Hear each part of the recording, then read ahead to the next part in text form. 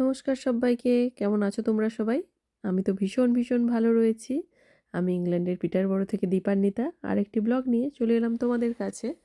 আজকে কিন্তু অনেক দিন পরে বেশ রান্নাঘরে এসেও বেশ মজা লাগছে। এমনিতেই রান্নাঘরে আসতে খুব একটা ভালো লাগে না। এই রোজ দিন রান্না-বান্না সেই একই পদ, একই সবজি। আজকে এত ভালো লাগছে কারণটা হলো আজকে বাড়িতে রুই মাছ রান্না হবে। আর এই রুই মাছগুলো কতদিন পর খাবো। সেই দেশের রুই মাছের স্বাদ আ আজকে কতদিন পরে যে পাবো তার ঠিক নেই। পিসগুলো দেখো কি বিশাল বড় সব রুই মাছের পিসগুলো রয়েছে। এই যে রুই মাছগুলো এগুলো কিন্তু বেশিরভাগ আসে আমাদের ইন্ডিয়া থেকে বা বাংলাদেশ থেকে। তো এগুলো সব কেটে প্যাকেট করা থাকে। তো সেই আমরা একটু আগে থেকে বের করে রেখে দিই যে রান্না করার সময় তাহলে আঁশ ছাড়াতে সুবিধে হবে। তো ততক্ষণ ভাবলাম যে একটু মুড়ি মাখা করে নিই। মুড়ি মাখা দিয়ে মানে মুড়ি মাখাটা খেয়ে দিয়ে তারপরে হচ্ছে রান্নাবান্না শুরু হবে। তো আগের দিন রাত থেকে এই যে গোটা মুগ ভিজিয়ে রেখেছিলাম, কাঁচা মুগ যেটা ওটা ভিজিয়ে রেখেছিলাম। তো ওইটাকে সেদ্ধ করে তারপরে একটু পেঁয়াজ, শুকনো লঙ্কা দিয়ে নেড়ে ভেজে নিয়ে তারপরে এখানে আচার তেল, চানাচুর, বাদাম ভাজা, পেঁয়াজ, টমেটো, শসা, কাঁচা লঙ্কা সব দিয়ে মাখিয়ে একেবারে একটা আমেজ মানে রবিবার হলে এরকম একটা মানে ছুটির দিন হলে এরকম একটা কিন্তু খেতে লাগে, কি বলো? তারপরে এরকম গরম চায়ের কাপে ধোঁয়া উঠছে সেরকম চা। সেটা খাওয়ার পর এই যে আঁশ ছাড়ানো হচ্ছে। আর আজকে আমরা কিন্তু লাল শাকও পেয়েছিলাম, মানে যেটা আমরা লাল মারিচ বলি, সেটাও রান্না হচ্ছে। তো এখানে ওই মাছের পিসগুলোকে সব আঁশ ছাড়িয়ে নিয়ে তারপরে এরকম নুন হলুদ মাখিয়ে নিচ্ছি। নুন হলুদ মাখিয়ে নেওয়ার পরে কিছুক্ষণ রেখে দেবো। একটু তেলও অ্যাড করছি, কারণ হচ্ছে এগুলো একটু ফ্রোজেন মাছ তো একটুখানি মানে তেলগুলো অ্যাড করে রাখলে কড়ায় মানে আটকে যাওয়ার যে টেন্ডেন্সিটা সেটা অনেকটা কমে যাবে। আর গায়ে তো বরফগুলো যেগুলো লেগেছিলো আস্তে আস্তে মোটামুটি ওগুলোও ছেড়ে গেছে। এই যে মাছগুলো এগুলোকে এই কিছুক্ষণ বের করে রেখে দিয়ে তারপরে আঁশটাকে ছাড়িয়ে নিলে তাহলে আর ওই মাইক্রোওভেনে দিয়ে ডিপফ্রস্ট করতে হয় না বা গরম জলেও ডুবিয়ে রাখতে হয় না। গরম জলে ডুবিয়ে রাখলে আসলে কি হয়, মাছের টেস্ট অনেকটাই কমে যায় আমার মনে হয়। তো এইভাবে মাছগুলোকে ভেজে নেওয়া হচ্ছে। আর এই যে মাছগুলো বললাম যে বাংলাদেশ থেকে আসে, আর দেখো এই যে এখানে একটু পোস্ত, কাজু এগুলো একটু বেটে নিচ্ছি। আসলে অনেক দিন পরে রুই মাছ হবে তো, আর তার সঙ্গে একটু মৌরিও দেওয়া হচ্ছে। সেজন্য একটু ব্যাপারটাকে একটু রাজশাহী টাইপের করার চেষ্টা করা হচ্ছে আর কি। হ্যাঁ, যে দেশে যেটা পাওয়া যায় তখন তো এই গেঁয়ো যোগী ভিক পায় না মতন অবস্থা। তো দেশে যখন রুই মাছ হতো রোজ দিনই পেতাম, রোজ দিনই খেতাম। সেজন্য খুব একটা কদর করিনি। তো বাইরে এসে এই রুই, কাতলা, ভেটকি এগুলোর কিন্তু মানে পেলে মনে হয় যেন কি ভীষণ একটা ভালো জিনিস পেয়ে গেলাম। আর আনারসটাও অনেক দিন পরে পেয়েছিলাম। এখানে আনারসেরও বেশ দাম জানো তো, এক একটা আনারস মোটামুটি তুমি ধরতে পারো যে ১৫০ থেকে হ্যাঁ ২০০ টাকা অবধি পাওয়া যায়। যেটা কোয়ালিটি অনুযায়ী বা সাইজ অনুযায়ী একটু দাম এদিক ওদিক হয়। আর মাছটা যখন রান্না করছি এই পেঁয়াজ সব বেটে নিয়েছিলাম আগে থেকে, আর কড়ায় গোটা গরম মশলা দিয়ে সেই গরম মশলাটাকেও ভেজে নেওয়া হয়েছিল। তারপরে পেঁয়াজটাকে একটু ভেজে নেওয়ার পর আদা রসুন বাটাটাও অ্যাড করে দেওয়া হলো। এগুলো দিয়ে সব কষা হচ্ছে। তবে রুই মাছের যা দাম, হ্যাঁ মানে মোটামুটি ভালোই দাম আর কি। কিন্তু এখানে অনেক দিন পর রুই মাছটা পেলাম জানো তো। এইখানে এমনিতে ওই কয়েকটা এশিয়ান শপ ছাড়া বাকি দোকানগুলোয় খুব একটা রুই মাছ আনে না।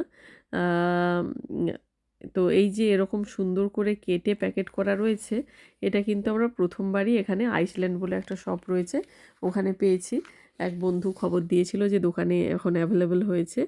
হ্যাঁ, তো সেই জন্য আমরা গিয়ে দেখলাম যে হ্যাঁ সত্যিই কিন্তু বেশ সুন্দর বড় সাইজের রুইটা রয়েছে। আর এটা ৩ কেজির প্যাকেটগুলো ওই ১৪ পাউন্ড মতন নেয়, মানে ইন্ডিয়ান কারেন্সিতে ১৪০০ টাকা মতন পড়ে। আর যদি দুটো প্যাকেট নেওয়া হয় তাহলে কিন্তু মানে দুটো ৩ কেজির প্যাকেট নিলে তখন কিন্তু প্রাইসটা ২৫ পাউন্ড হয়, মানে ২৫০০ টাকার কাছাকাছি পড়ে।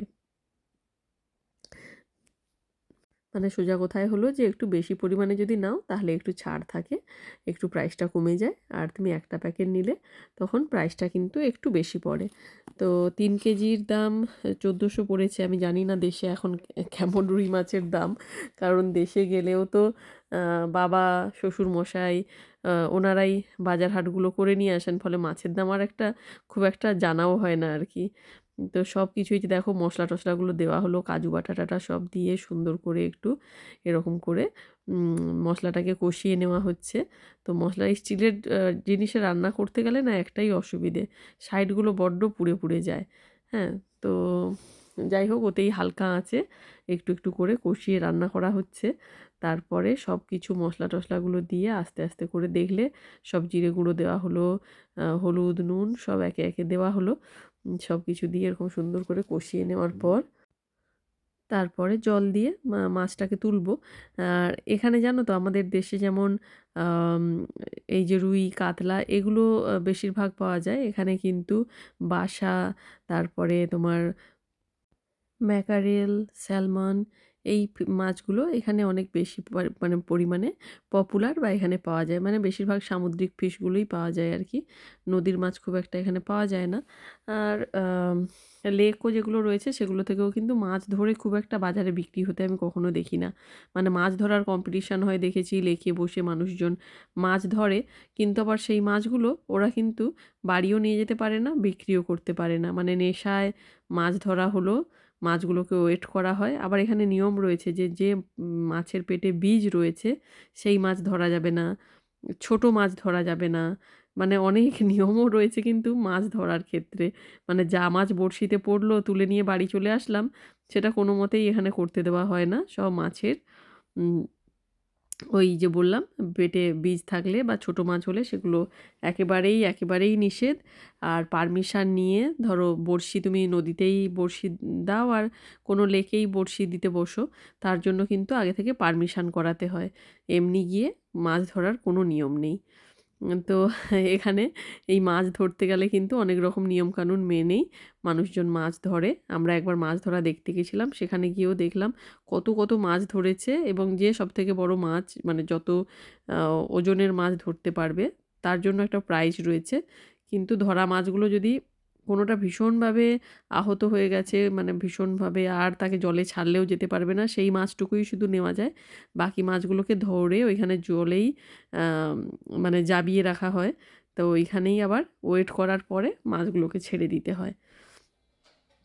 তো এই ছিল মোটামুটি, আমরা রুই মাছ পেয়েছি, সেটা অনেক দিন পরে পেয়েছি বলে ভীষণ ভীষণ আনন্দ হলো। তাই ভাবলাম তোমাদের সঙ্গেও শেয়ার করি। আর হাতে যেহেতু কিছুটা সময় ছিল আজকে, ভাবলাম আরও কিছু সবজি কেটে সব কালকের জন্য রেখে দিই, কালকে রান্নাবান্না হবে। এখানকার এই চেরি টমেটোগুলো দেখো দেখতে কি ভারী সুন্দর কিন্তু।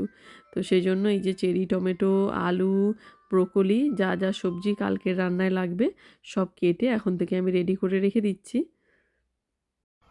মোটামুটি ইংল্যান্ডে তো বসন্তকাল এসেই গেল বললে চলে। তো সেই জন্য এখানে ধীরে ধীরে বেলাও বড় হচ্ছে।